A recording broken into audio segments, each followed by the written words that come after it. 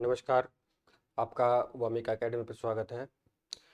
आपका जेवीएनएल junior accountant भर्ती परीक्षा 2026 के रिगार्डिंग निःशुल्क बैच चलाया जा रहा है, जिसमें जो आपका टॉपिक चल रहा था बीआरएस यानी बैंक रिकन्सिलिएशन स्टेटमेंट चल रहा है, जिसका पार्ट 1 कंप्लीट कर चुके हैं। अब पार्ट बी के रूप में शुरुआत करेंगे। तो जो भी साथी पार्ट 1 को देखना चाहता है वो यूट्यूब पर वीडियो अपलोड कर रखे हैं, वहाँ से देख सकते हैं। अब पार्ट बी में बात करेंगे, यानी इसमें सारणी के 4 सेशों के अनुसार बीआरएस बनाना सीखेंगे, प्रैक्टिकल देखेंगे कौन कौन सी मद है, कौन कौन सी इसमें मद है। तो पासबुक का डीआर और सीआर बैलेंस से फिर बात करेंगे केसबुक के डीआर और सीआर बैलेंस से जो टेबल दे रखी है उसमें कौन कौन सी मद है उनको ऐड करेंगे और किसको माइनस करेंगे। देखिए फ्रेंड्स,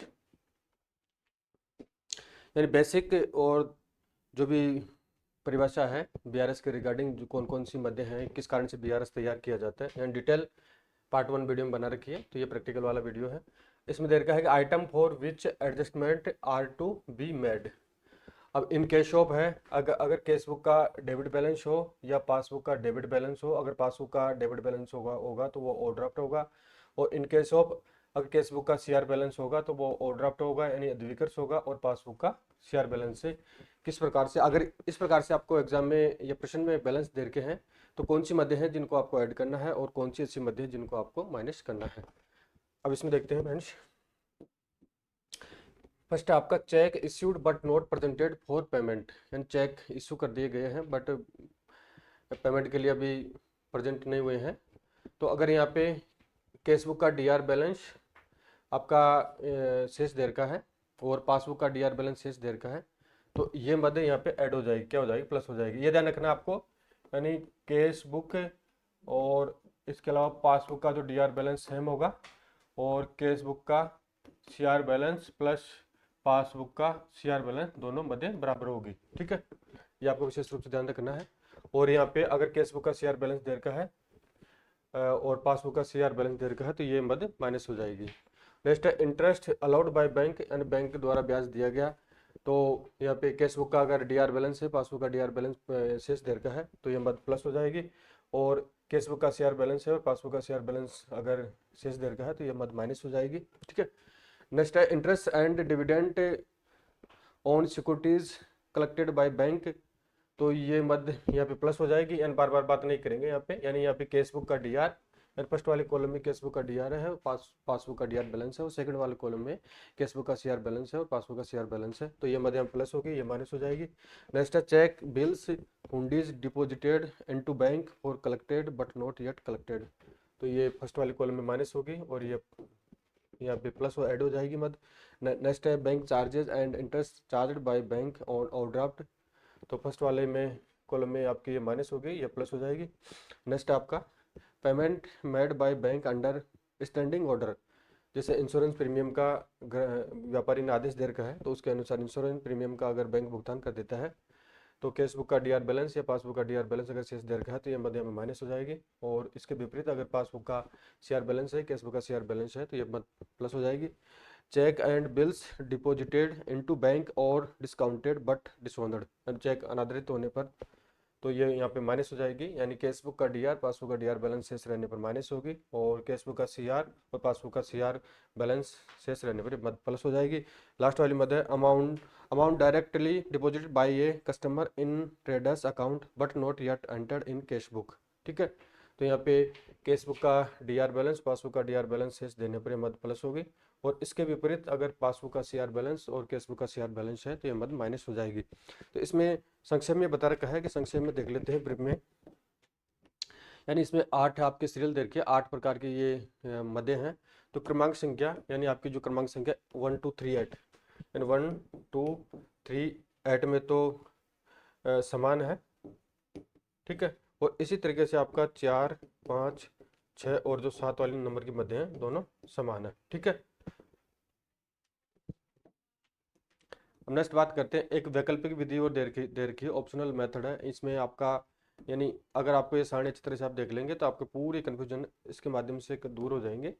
यानी इसमें जो वैकल्पिक विधि है उसमें जो आपका एग्जाम में प्रश्न दिया जाएगा फ्रेंड्स वो 4 प्रकार से दिया जा सकता है। हो सकता है कि आपका जो प्रैक्टिकल में लास्ट में देखेंगे किस प्रकार से आपका क्वेश्चन आएगा और किस प्रकार से आपको उसका सोल्यूशन करना है। एग्जाम में आपको पासबुक का डेबिट बैलेंस भी दिया जा सकता है, शेष, ठीक है, यानी उस शेष से आपको बीआरएस तैयार करना है। हो सकता है आपको पासबुक का कैशबुक का आपको डीआर बैलेंस भी दिया जा सकता है, कैशबुक का सीआर बैलेंस भी दिया जा सकता है, और इसी तरीके से पासबुक का डेबिट बैलेंस भी दे सकते हैं और पासबुक का सीआर बैलेंस भी दिया जा सकता है। अगर आप कैशबुक के डीआर बैलेंस और पासबुक का जो डीआर बैलेंस होता है वो सेम होगी, यानी जो मदे उसमें ऐड होगी वही मदे उसमें ऐड होगी, जो ही मदे उसमें माइनस होती है वही मदे उसमें माइनस होगी, और इसी तरीके से कैशबुक का जो आपका सीआर बैलेंस है और पासबुक का सीआर बैलेंस है उनकी दोनों मदे जो भी ऐड होगी जो भी माइनस होगी वो सेम रहेगी। ये आपको विशेष ध्यान रखना है। अब वैकल्पिक विधि के माध्यम से इसको देखते हैं। देखो, यानी ऑप्शनल मेथड है, यानी दिया हुआ शेष है, गिवन बैलेंस है, यहाँ पे केस बुक का डेबिट शेष है, फिर है पासबुक का सीआर शेष है, और केस बुक का सीआर शेष है, और पासबुक का आपका डेबिट शेष है। तो केस, अब इसको देखते हैं कि केस बुक का डीआर शेष और पासबुक का डीआर शेष दोनों मध्य सेम हो जाएगी, क्या हो जाएगी, दोनों मध्य सेम रहेगी। और इसी तरीके से आपका जो ये बीच वाला कॉलम है, यानी पासबुक का सीआर शेष और केस बुक का सीआर शेष वाली मध्य दोनों सेम रहेगी, यानी जो मध्य माइनस होगी वही इसमें माइनस होगी, जो मध्य जो ऐड होगी वही पासबुक का सीआर बैलेंस और केसबुक का सीआर बैलेंस में ऐड होगी, ठीक है। अब मालूम करना है, याद करना है, टू फाइंड आउट, क्या करना है, तो पासबुक बैलेंस है, केसबुक का, यहाँ ये पासबुक बैलेंस, अब याद कर, जैसे आपको क्वेश्चन में दिया जाएगा, ध्यान रखना है, अगर शेष दे रखा है, इसमें बता रखा है कि केसबुक का डीआर बैलेंस से शेष दे रखा है जैसे 5,000 है, उसे आपको बीआरएस तैयार करना है। जो लास्ट में आप बीआरएस तैयार करेंगे, जो लास्ट में आपकी राशि जैसे मान के जो 10,000 आती है, तो वो बैलेंस आएगा लास्ट में, वो पासबुक का आएगा, किसका आएगा, पासबुक का, इसका विपरीत बैलेंस आ जाएगा, ठीक है, इन पासबुक का सीआर बैलेंस आ जाएगा। अगर यहाँ पे केसबुक का सीआर बैलेंस होता तो यहाँ पे पासबुक का डीआर होता, अगर यहाँ पे पासबुक का डीआर होगा तो यहाँ पे केसबुक का सीआर बैलेंस आ जाएगा, इस प्रकार से विपरीत आता है। अब देखते हैं इसको, check issued but not presented for payment, तो यहाँ पे पासबुक का अगर डीआर बैलेंस देर का है तो प्लस हो जाएगा, और ये आपका जो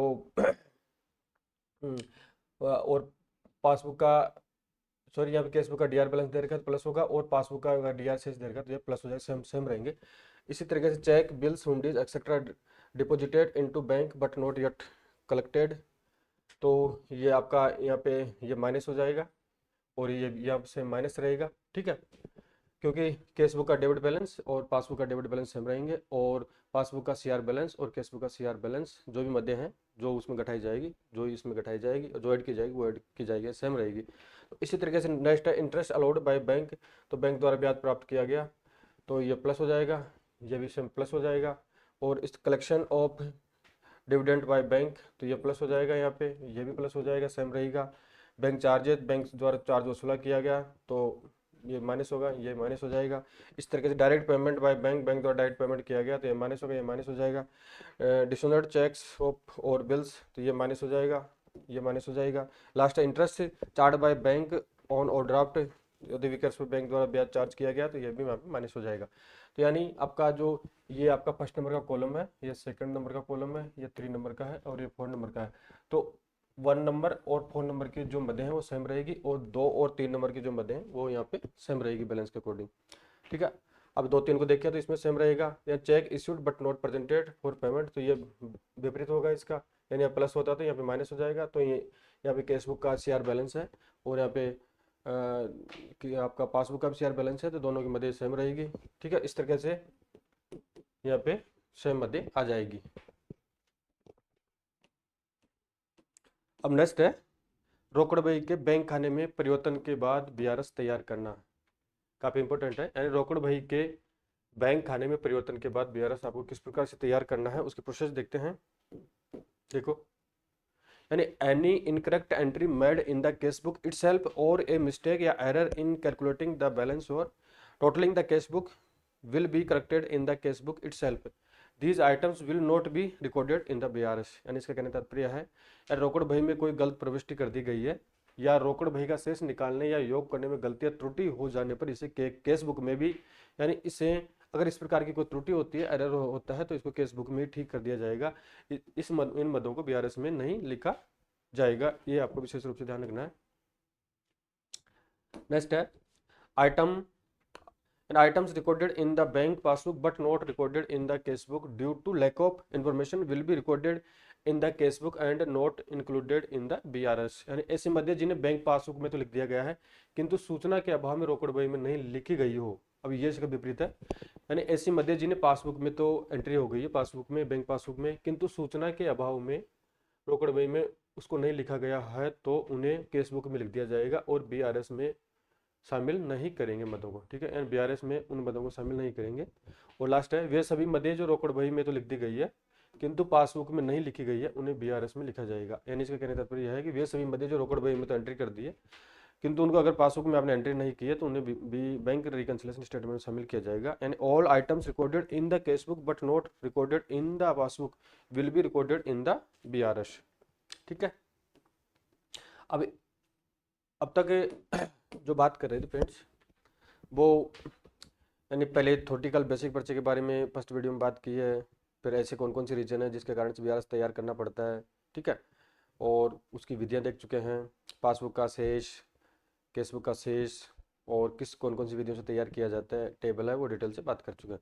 अब लास्ट में आपका प्रैक्टिकल क्वेश्चन के माध्यम से BRS बनाना सीखेंगे। अगर एग्जाम में इस प्रकार से आपका क्वेश्चन आता है, यानी चाहे कौन सा भी शेष हो, 4 शेष आपको दिए जा सकते हैं, अगर आपको एक शेष का पता है तो आप चारों शेषों से BRS तैयार आसानी से कर सकते हैं, ठीक है। आप प्रैक्टिकल के माध्यम से समझते हैं इसको। एक एग्जाम्पल दे रखा है कि from the following particulars prepare a bank reconciliation statement, यानी 31 दिसंबर 2004 को निम्न सूचनाओं से, कब है तारीख आपको विशेष ध्यान रखना है, 31 दिसंबर 2004 की सूचनाएं हैं, इन्फॉर्मेशन है, उसी हिसाब से देखेंगे क्योंकि ये डेटा इंपॉर्टेंट है।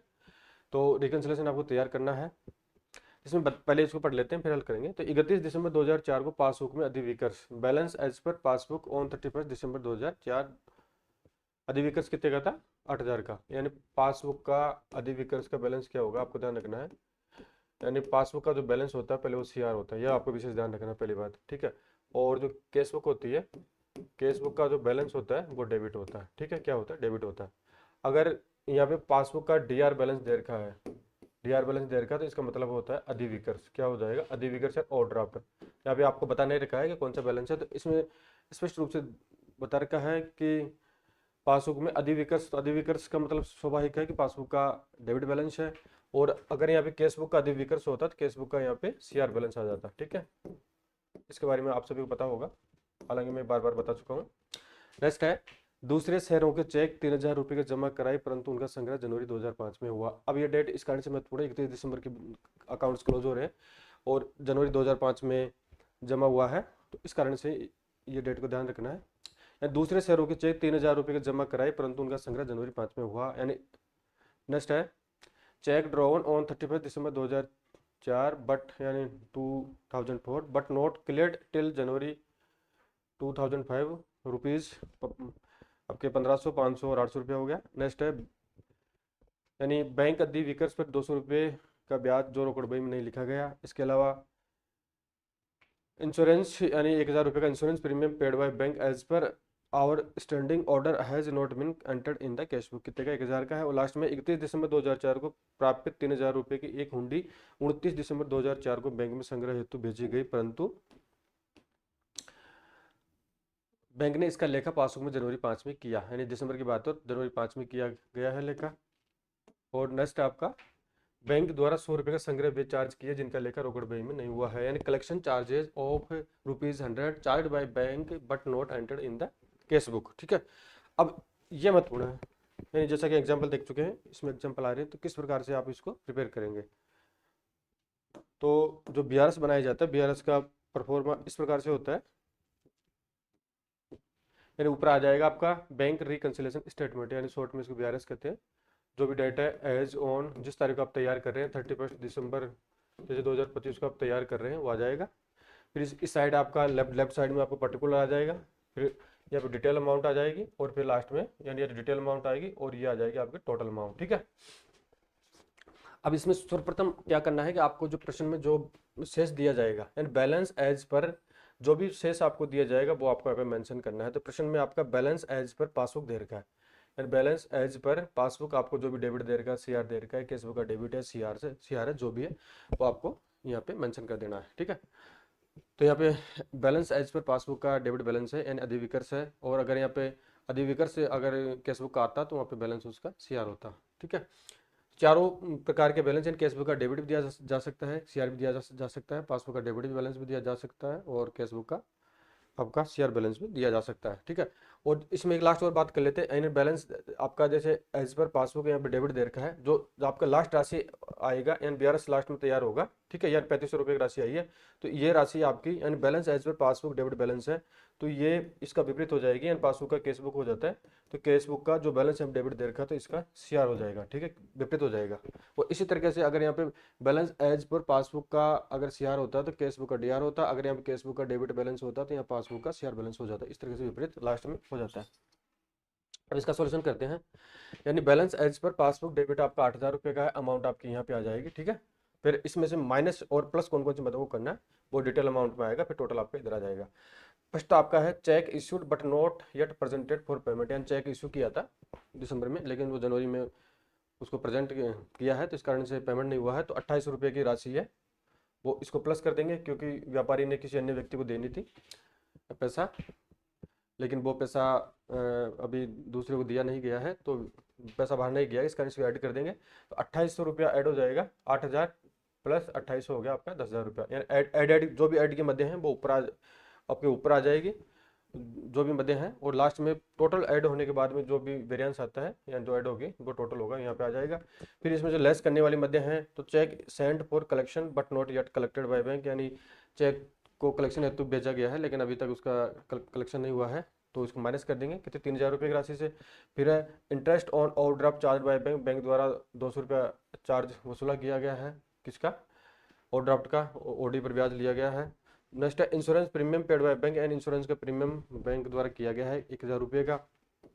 नेक्स्ट है हुंडी send for collection but not yet collected, यानी हुंडी को कलेक्शन के लिए भेजा गया बैंक में अभी, लेकिन अभी उसका अभी कलेक्शन नहीं हुआ, 3,000 आ जाएगा।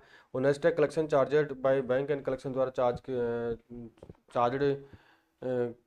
कलेक्शन करने का चार्ज लिया गया है, कितना 100 रुपये का लिया गया है। ठीक है, तो इनको टोटल कर देंगे, तो इनको टोटल करेंगे तो आपका 3 और 4 और 7 और 7300, 7,300 रुपया हो जाएगा, तो 10,800 में से 7300 माइनस कर देंगे तो आपका 3500 रुपया आ जाएगा। क्या आ जाएगा, balance as per cashbook CR, क्या आ जाएगा, balance as per cashbook CR balance आपका ये 3500 रुपया आ जाएगा। इस प्रकार से आपका बीआरएस तैयार हो जाएगा। अगर यहाँ पे आपका बैलेंस एज पर पासबुक का सीआर होता तो यहाँ पे बैलेंस एज पर कैशबुक का डीआर हो जाता। अगर यहाँ पे बैलेंस एज पर कैशबुक का अगर यहाँ पे कैशबुक होती तो यहाँ पे पासबुक हो जाती, यानी विपरीत बैलेंस हो जाएगा, और कैशबुक है तो पासबुक आएगा और पासबुक है तो कैशबुक, इस प्रकार से आपका यहाँ पे फाइनल आंसर आ जाएगा। तो तो बैलेंस एज पर कैशबुक का शेयर बैलेंस 3500 रुपये यहाँ पे हो गया। इस प्रकार से आपको बीआरएस तैयार करना होता है। तो ठीक है, तो आपका बीआरएस वाला चैप्टर है वो 2 वीडियो में कंप्लीट कर चुके हैं, यानी पार्ट 1 और पार्ट 2 में कंप्लीट हो चुका है, जिसमें पहले में तो उसका थ्योरेटिकल पार्ट देखा था, साथ में कुछ प्रैक्टिकल भी देखा था, और लास्ट वाला पार्ट है उसमें आपका जो टेबल है, टेबल के माध्यम से पासबुक और कैशबुक का जो डेबिट और क्रेडिट दोनों का बैलेंस है उसकी सारणी देखिए, और साथ में प्रैक्टिकल क्वेश्चन के माध्यम से इसका सोल्यूशन कर चुके हैं। तो आपका बीआरएस वाला चैप्टर कंप्लीट हो चुका है। अब जैसे आपका चैप्टर कंप्लीट होगा तो आप मैं टेलीग्राम पे नोट्स भेज दूंगा, वहाँ से आप इसका पीडीएफ का प्रिंट निकाल लेना, और साथ में एमसीक्यूज है, यानी हिंदी एंड इंग्लिश में बाइलिंगुअल एमसीक्यूज है, तो उस एमसीक्यूज का सोल्यूशन आप प्रैक्टिकल रूप में कर सकते हैं। ठीक है, अगर कोई क्वेरीज हो तो मुझे कमेंट करके जरूर बताएं। धन्यवाद।